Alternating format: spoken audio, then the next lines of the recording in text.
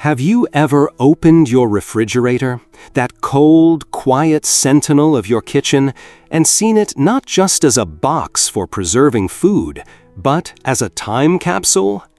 Inside, sealed in containers, are the remnants of yesterday's meals. The hearty soup that warmed you, the roasted chicken that was the centerpiece of a family dinner, the vibrant vegetables that promised health and vitality. We rescue these leftovers with the best of intentions, aiming to be frugal, to reduce waste, and to enjoy a delicious meal once more. A few moments in the microwave, and yesterday's feast is reborn. But what if this act of convenience, this daily ritual performed in millions of American homes, holds a hidden risk? What if the very technology we rely on to bring our food back to life is, in some cases, subtly altering it, transforming nourishing meals into silent saboteurs of our long-term health? This is not a message of fear, but one of empowerment. It is a call to look deeper into the invisible world of food science, a world that operates on our countertops and in our microwaves every single day. The truth is, certain foods, many of which we cherish for their health benefits, undergo profound chemical and structural changes when reheated. These transformations aren't just about a loss of flavor or a rubbery texture. They can lead to the formation of compounds that researchers have linked to a host of chronic health issues. We're talking about an increased burden of inflammation, digestive distress, and even the creation of substances that are recognized as potential contributors to cellular damage over time. For many of us, especially as we navigate the complexities of aging, these are not trivial concerns. The quiet, cumulative effect of these small, seemingly insignificant daily habits can add up. The persistent, low-grade inflammation that might be triggered by a reheated meal could be the very thing that exacerbates joint pain, fogs our memory, or undermines the health of our cardiovascular system. The science is becoming increasingly clear. The connection between what we eat, how we prepare it, and our cognitive and physical well-being is more intimate than we ever imagined. In this comprehensive exploration, we will journey into the heart of this issue. We will pull back the curtain on 5 common, often lauded foods that nutritionists and food scientists urge us to handle with greater care. We will move beyond myths and hearsay, grounding our understanding in established scientific principles. You will learn not only what to avoid reheating, but, more importantly, why. We'll delve into the molecular alchemy that turns a friend into a foe, examining the specific changes that occur in spinach, potatoes, eggs, chicken, and mushrooms. This is not about creating a list of forbidden foods or inducing kitchen-related anxiety. On the contrary, this knowledge is a tool. It is the key to unlocking a more conscious, mindful, and ultimately healthier relationship with the food that sustains you. By understanding these principles, you will be better equipped to protect yourself and your loved ones, making small adjustments that can yield significant dividends for your health for years to come. So let's begin this journey of discovery, moving past the surface of our plates and into the fascinating, invisible world that determines the true value of our food. The first transformation: how reheated spinach can betray its wholesome reputation. Spinach. The very name evokes images of strength and vitality, thanks in no small part to a certain cartoon sailor. In the real world, its reputation is well-earned. This leafy green is a nutritional powerhouse, a verdant treasure chest brimming with iron, calcium, vitamins A, C, and K, and a wealth of powerful antioxidants. It is the cornerstone of healthy salads, the vibrant addition to morning omelets, and the secret ingredient that boosts the nutritional profile of soups, stews, and casseroles across America.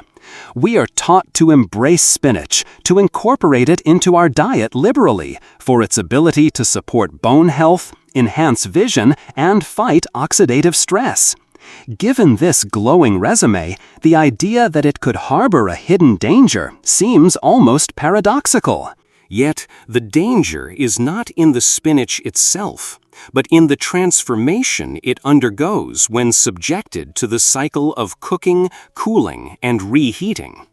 The secret lies within a naturally occurring compound that, in its original state, is not only harmless but often beneficial: nitrates. Spinach, like other leafy greens and root vegetables such as beets and celery, naturally draws nitrates from the soil as it grows. In the human body, these nitrates can be converted into nitric oxide, a crucial molecule that helps relax and dilate blood vessels. This process is celebrated for its ability to improve blood flow, lower blood pressure, and enhance cardiovascular health.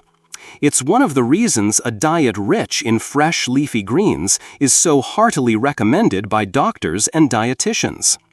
The narrative, however, takes a sharp turn when heat is applied a second time.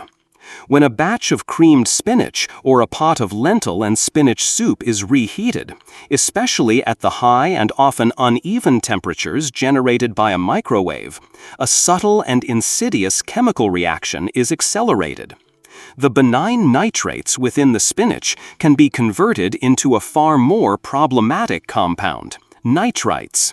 While nitrites themselves are used as preservatives in some processed meats, their presence in reheated greens is a red flag. Under certain conditions, particularly in the acidic environment of the human stomach, these nitrites can further transform into nitrosamines. And it is this final compound, nitrosamines, that has been the subject of considerable scientific scrutiny. A significant body of research has classified many nitrosamines as potent carcinogens, linking them to an increased risk of certain types of cancer, most notably those of the gastrointestinal tract, such as esophageal and stomach cancer. This chemical cascade is a perfect example of a silent saboteur at work. It is odorless, tasteless, and invisible. The reheated spinach might look and smell perfectly fine, giving you no sensory cue that its chemical composition has shifted from beneficial to potentially harmful. This first principle is a crucial foundation for understanding how we handle our food. If you're finding this scientific insight into spinach and nitrates valuable, please take a moment to comment with the number 1 below to let us know you're connecting with this information. To truly grasp the implications, let's imagine a common scenario. Consider Linda, a 68-year-old retiree living in Florida. She is health-conscious and dedicated to maintaining her vitality so she can keep up with her energetic grandchildren.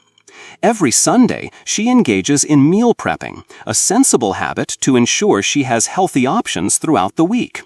One of her staples is a large pot of vegetable barley soup, loaded with carrots, celery, and a generous amount of fresh spinach, which she wilts in at the very end of the cooking process.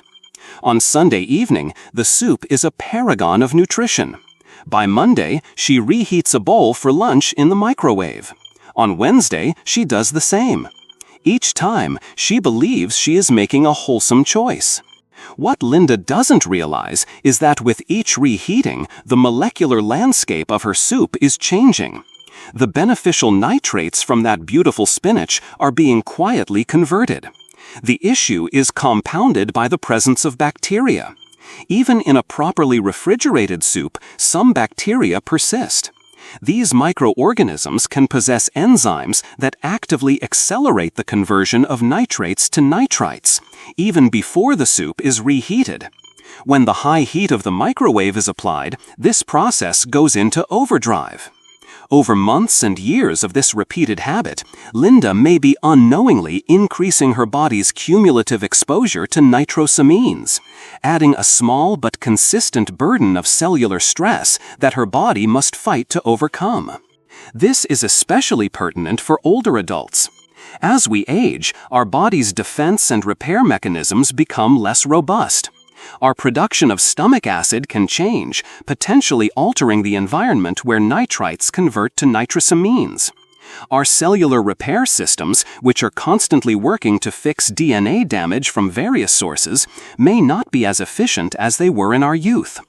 Therefore, a level of exposure that might have been negligible for a 30-year-old could have a more significant impact on the physiology of a 60 or 70-year-old. It's not about a single bowl of reheated soup causing a catastrophic event. It's about the principle of cumulative risk. It's like a tiny, persistent leak in a roof. One drop is nothing, but over time, it can cause significant structural damage. So, what is the practical, empowering takeaway from this knowledge? It does not mean you must banish spinach from your kitchen. The solution lies in mindful preparation and consumption. The gold standard is to consume spinach fresh whenever possible.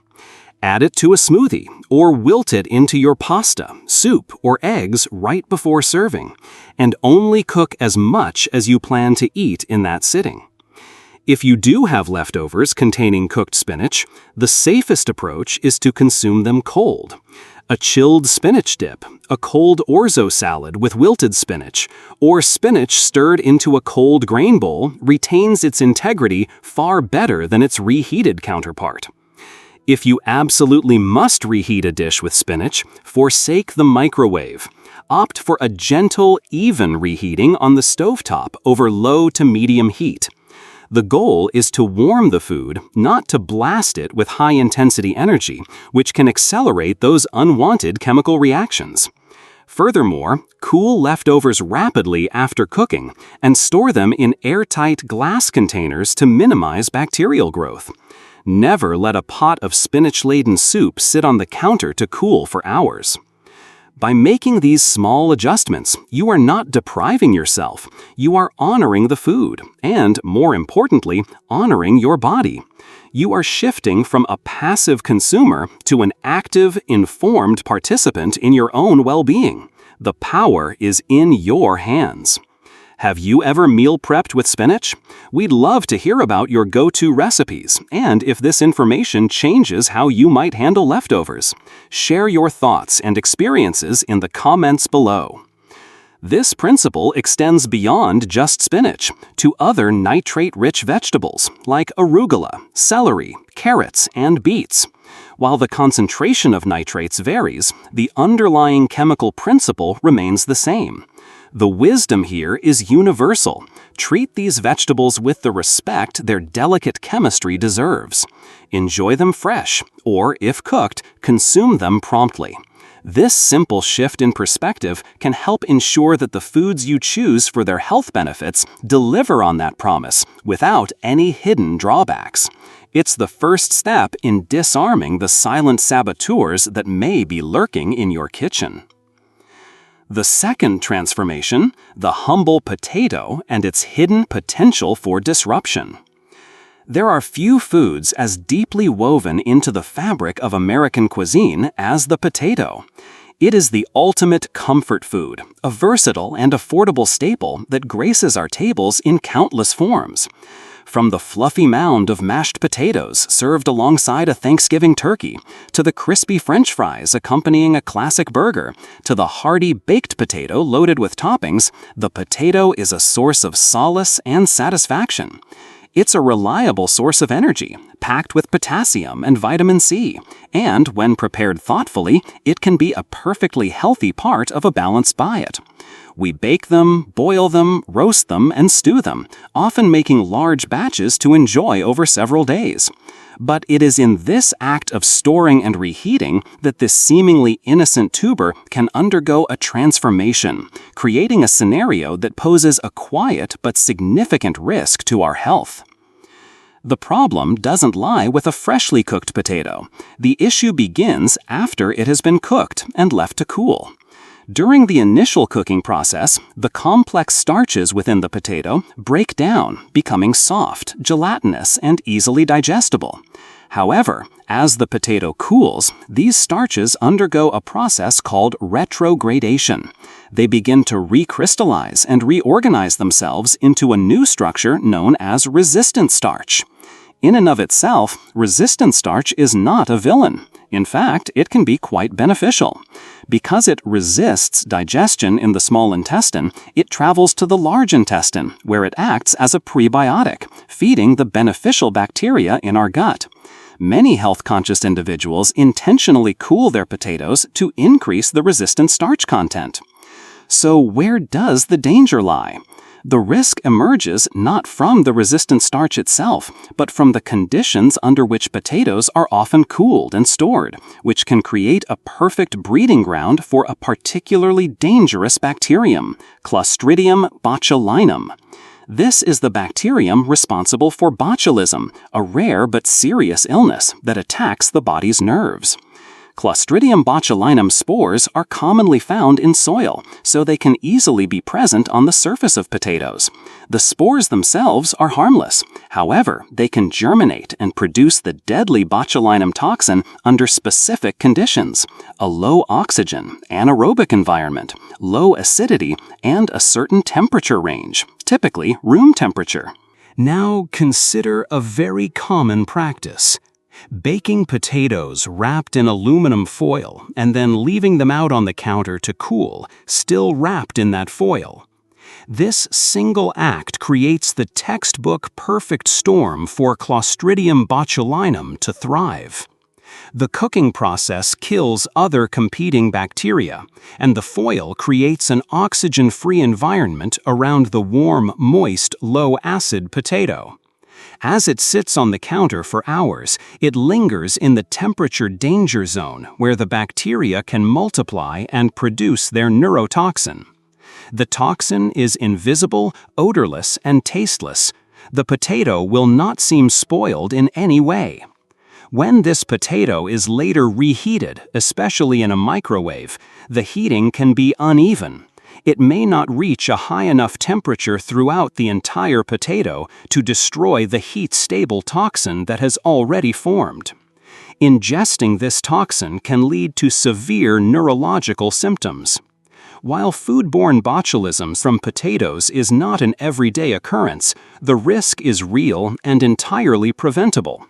This is why public health agencies explicitly warn against leaving foil-wrapped baked potatoes at room temperature. The knowledge of how to safely handle a simple food like a potato is a powerful tool for preventing a potentially serious outcome. This is the second key principle we're exploring today. If you're finding this deep dive into food safety and the science of potatoes insightful, please comment with the number 2 below. Your engagement helps us know we're on the right track. Beyond the acute risk of botulism, there's a more chronic, subtle issue at play when it comes to reheated potatoes. Improperly stored and reheated potatoes can harbor other, less aggressive, but still problematic bacteria. When ingested, these bacteria can disrupt the delicate ecosystem of your gut microbiome. This disruption, known as dysbiosis, can lead to a cascade of inflammatory responses. For an older adult whose digestive system may already be more sensitive and whose immune system may be less resilient, this can manifest as uncomfortable bloating, gas, indigestion, and a general feeling of sluggishness. Let's create another scenario. Meet Mark, a 35-year-old software developer in Austin, Texas. He's busy and budget-conscious, so on Sundays he bakes a half-dozen potatoes to use for quick lunches during the week. He lets them cool on the counter before placing them in the fridge. On Tuesday, he grabs one, pierces it with a fork, and microwaves it for 2 minutes. He tops it with some chili and cheese and considers it a healthy, efficient meal. While he may be fortunate enough to avoid botulism, the repeated exposure to potatoes that have been cooled and stored in a way that encourages bacterial growth could be contributing to the low-grade digestive issues he's been experiencing but has chalked up to stress. This is where the increasingly understood gut-brain axis comes into play. The gut is often called the second brain for good reason. It is lined with millions of nerve cells and is in constant communication with the brain.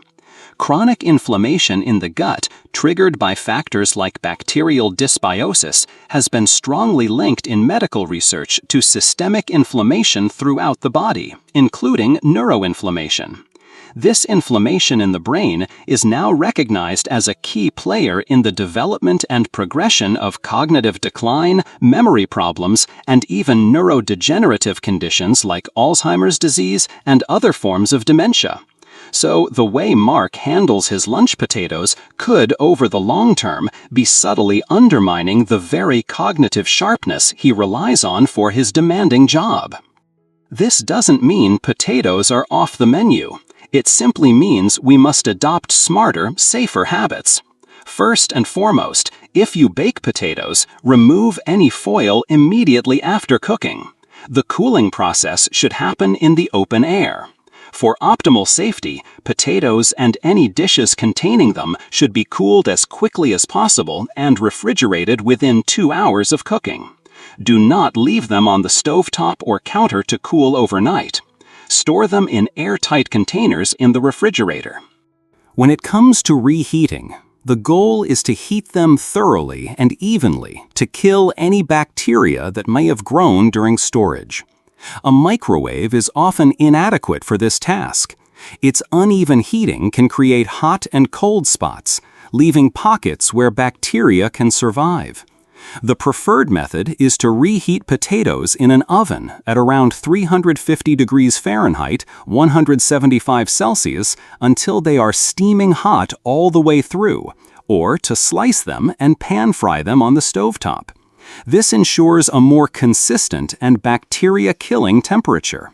And as a general rule, try to avoid reheating them more than once. Each cycle of cooling and reheating provides another opportunity for bacterial growth. If leftover potatoes look or smell even slightly off, or if you're unsure how long they've been stored, the safest choice is always to discard them.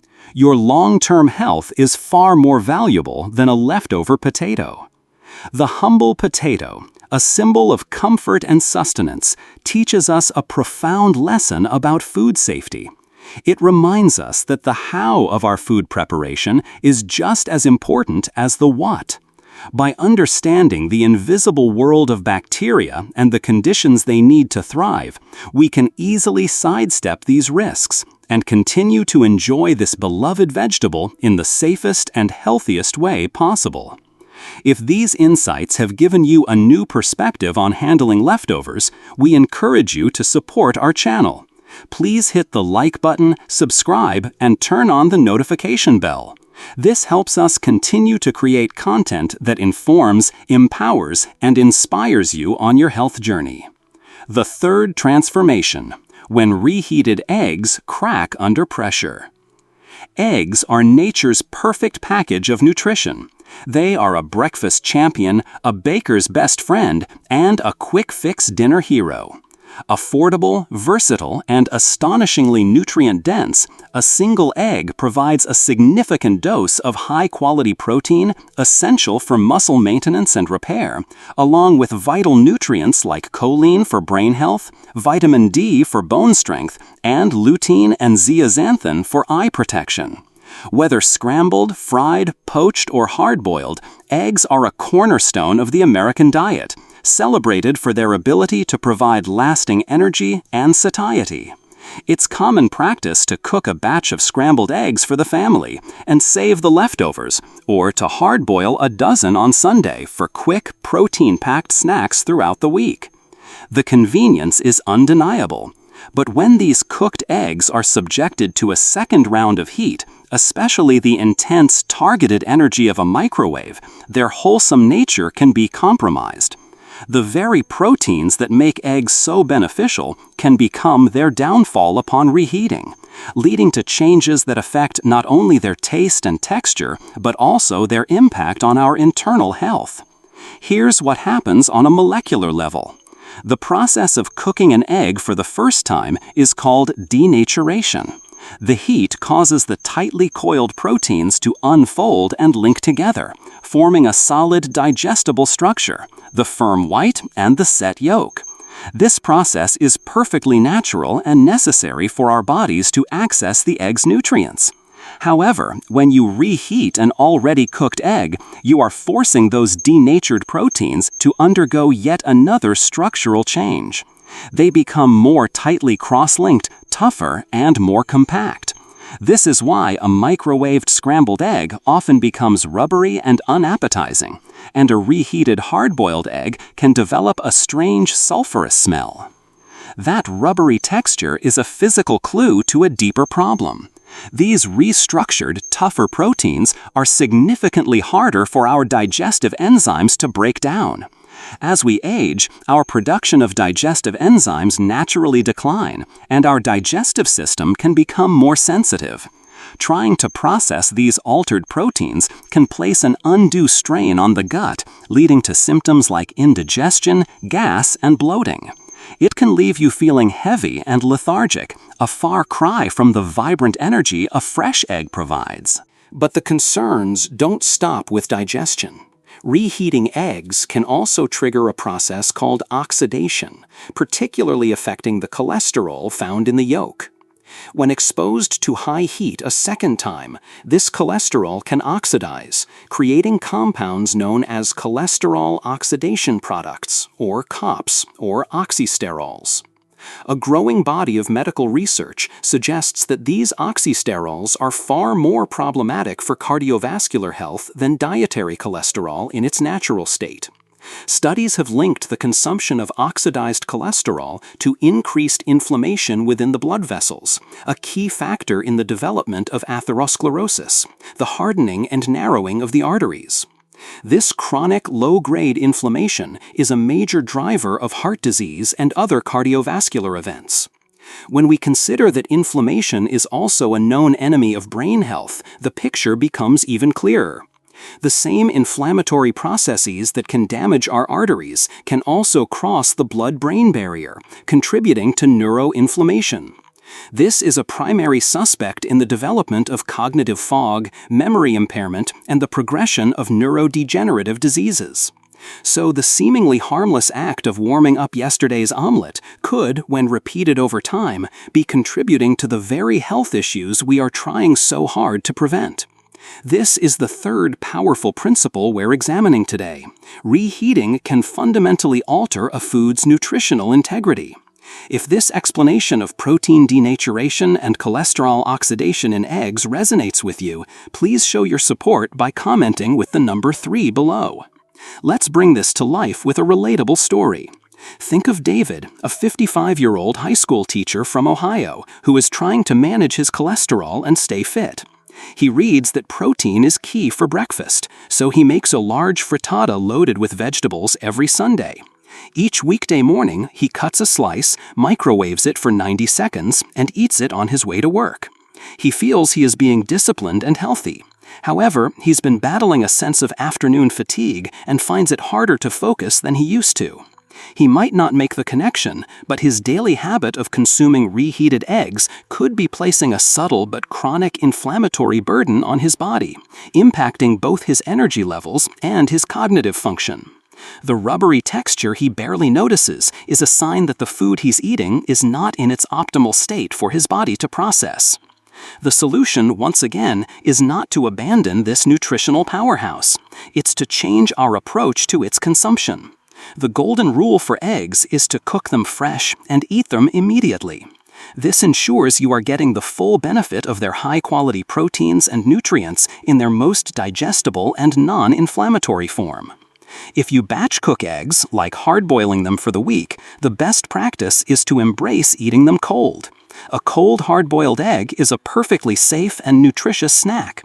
You can chop them into a fresh salad, mash them with avocado for a healthy egg salad sandwich, on whole wheat bread of course, or simply slice them and eat them with a sprinkle of salt and pepper. This completely bypasses the risks associated with reheating. If you have leftover scrambled eggs or an omelet, consider repurposing them cold. You could crumble them into a wrap with fresh greens and salsa, for instance. If you feel you absolutely must warm them, avoid the microwave at all costs. The gentlest method is to place them in a non-stick skillet over very low heat, perhaps with a tiny bit of butter or oil, and stir them gently until they are just warmed through. This more gradual heating is less likely to cause the drastic protein toughening and cholesterol oxidation that microwave radiation can induce. However, even this method is a compromise. Ultimately, the most profound shift is one of mindset.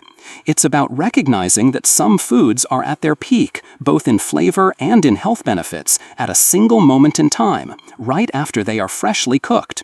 By respecting this principle with a delicate food like eggs, we are making a conscious choice to reduce the hidden stressors on our body. It's a small act of self-care that can have a surprisingly large impact over time, helping to protect our digestive harmony, our cardiovascular system, and the clarity of our minds. Do you have a favorite way to enjoy leftover eggs without reheating them? Share your creative ideas in the comments section. You might inspire someone else in our community. The fourth transformation. How reheated chicken can fuel hidden inflammation. Chicken. It is the undisputed king of lean protein in the American diet. Roasted, grilled, baked, or pan-seared, it's a go-to choice for health-conscious individuals, athletes, and families alike. It's relatively low in fat, high in high-quality protein essential for building and repairing tissues, and incredibly versatile, fitting seamlessly into salads, sandwiches, soups, and stir-fries. Making a large batch of chicken breasts or roasting a whole bird on a Sunday to use for meals throughout the week is a time-honored tradition of smart meal planning. It feels efficient, healthy, and responsible. But here again we encounter a paradox. While a freshly cooked piece of chicken is an excellent nutritional choice, the act of reheating it can fundamentally alter its structure in a way that poses a hidden challenge to our bodies. The problem, much like with eggs, lies in the dense protein composition of the meat. This isn't about bacterial contamination in the same way as potatoes, but rather a more subtle, structural transformation that can trigger a cascade of unwelcome physiological responses, particularly inflammation and digestive distress. When you first cook chicken, its proteins denature, unraveling and changing in a way that our digestive enzymes are perfectly equipped to handle.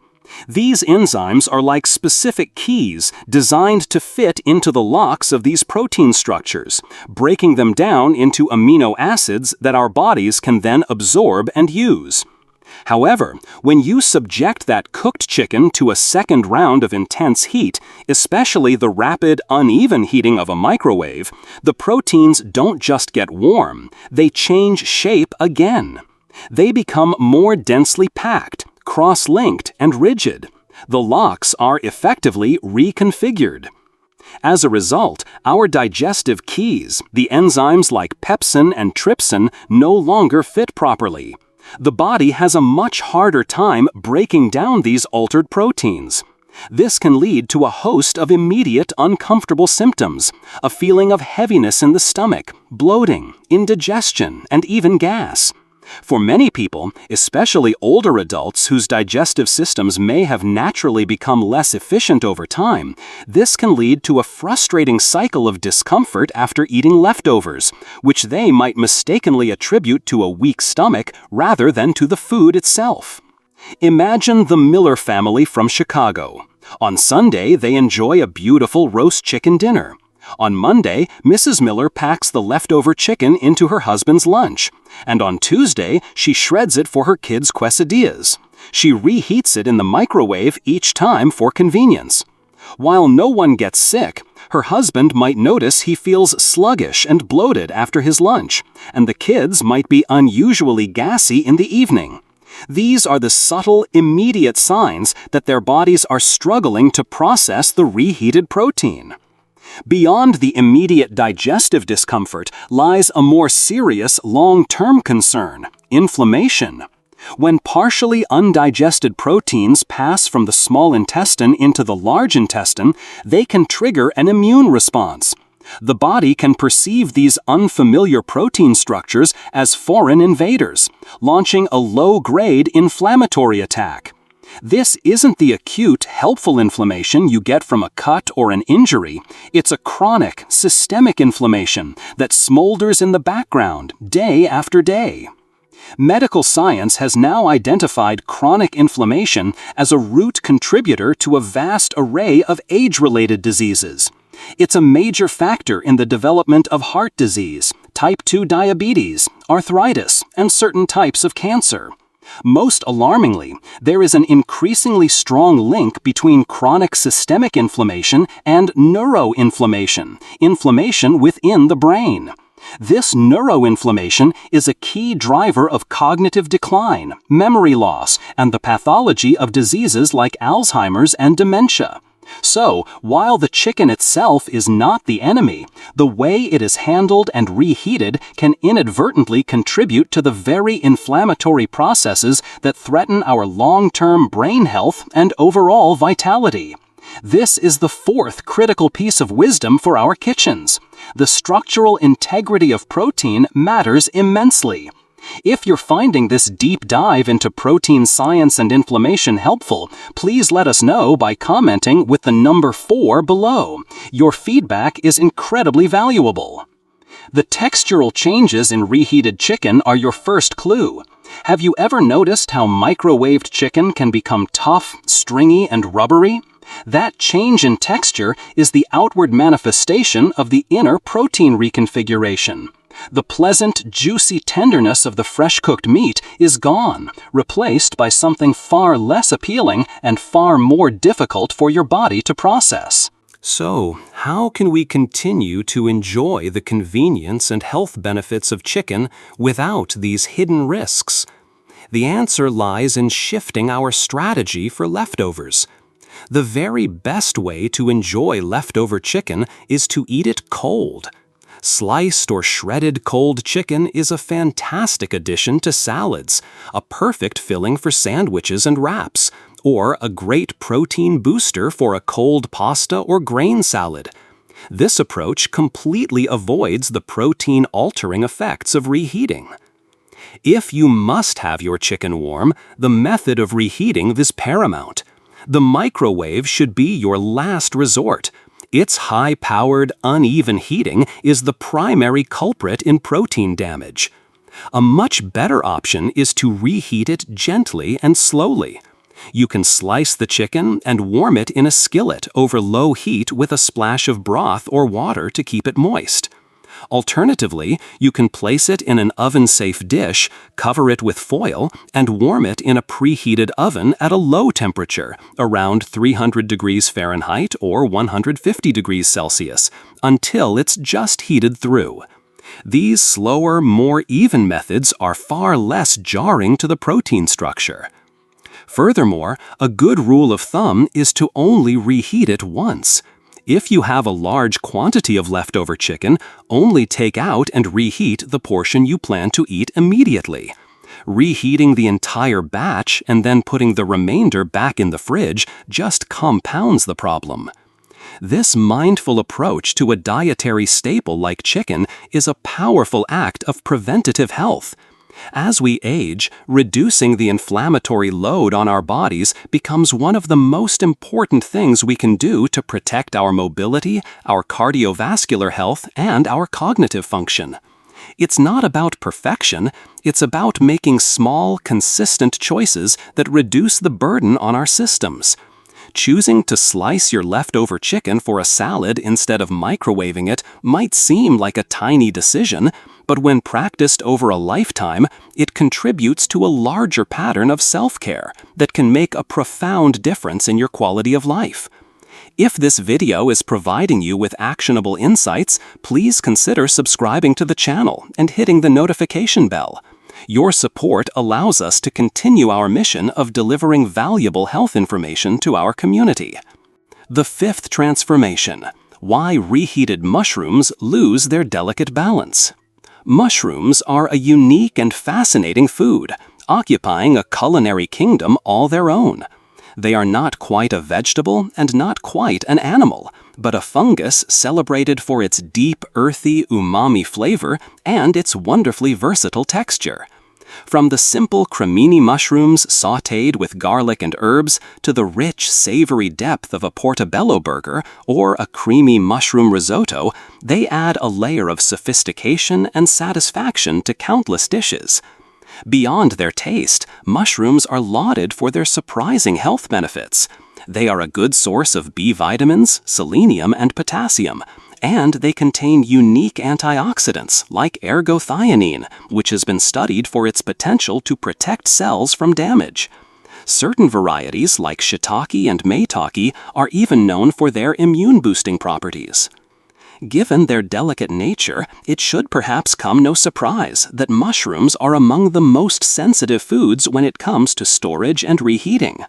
The very qualities that make them special, their complex protein and enzyme structure, also make them particularly vulnerable to rapid degradation. Reheating mushrooms can do more than just ruin their texture, it can fundamentally alter their composition, potentially leading to digestive upset and a loss of their nutritional benefits. The primary issue with mushrooms lies in their unique protein structure. Unlike the denser proteins in meat, the proteins in mushrooms are incredibly delicate and are held together in a complex matrix with enzymes. When you cook mushrooms for the first time, these proteins and enzymes are altered, making them palatable and digestible. However, these structures are highly susceptible to breakdown by microorganisms and their own enzymes almost immediately after cooking. If leftover mushrooms are not cooled and stored rapidly and properly, this degradation process begins quickly. When you then reheat these mushrooms, especially more than 24 hours after they were first cooked, you are heating a food that has already begun to decompose on a microscopic level. This process of degradation can produce compounds that are irritating to the digestive system. For many people, eating reheated mushrooms can result in a feeling of heaviness, stomach discomfort, bloating, or even more acute digestive distress. As we've discussed, for older adults with naturally more sensitive digestive tracts, these effects can be even more pronounced and uncomfortable. The physical changes in reheated mushrooms are a clear warning sign. A freshly cooked mushroom is typically firm, juicy, and full of flavor.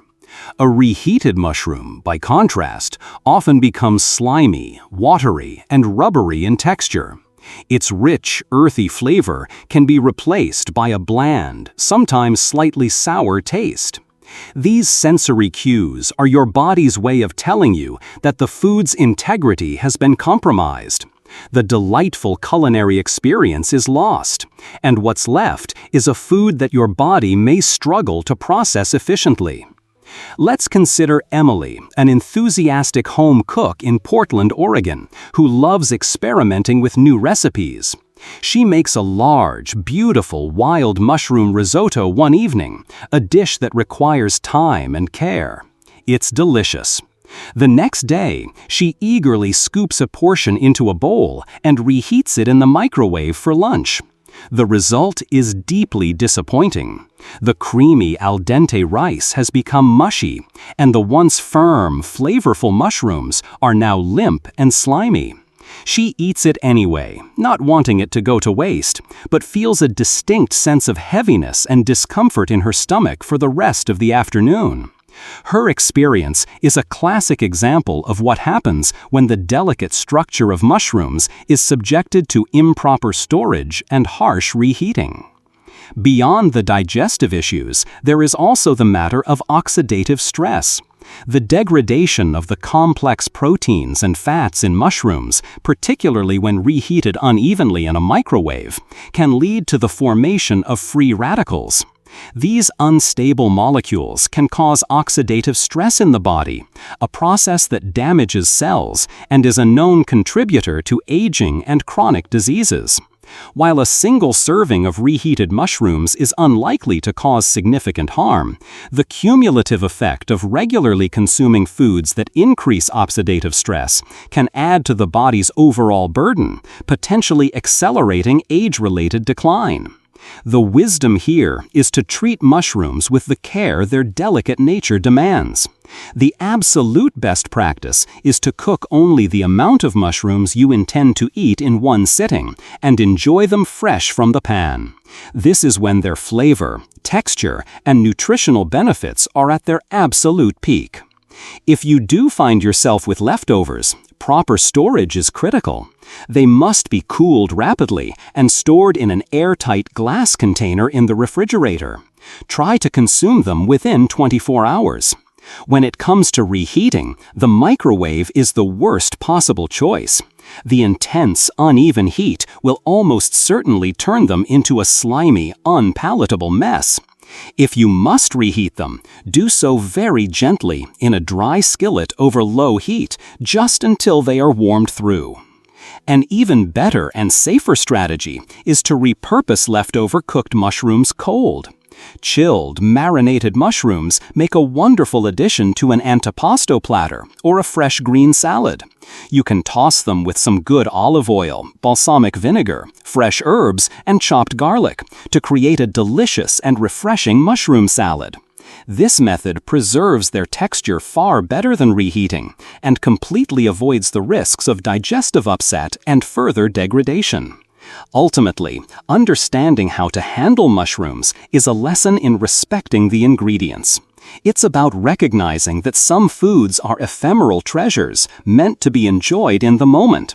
By adjusting our habits, cooking smaller portions, storing leftovers properly, and choosing to enjoy them cold rather than reheating, we ensure that we get all the pleasure and health benefits these amazing fungi have to offer, without any of the unpleasant after effects. It's the final piece of the puzzle in learning to disarm the silent saboteurs in our kitchen, allowing us to cook and eat with confidence, wisdom, and a profound respect for our own well-being. As we bring our deep dive to a close, let's take a moment to step back and reflect on the journey we've taken.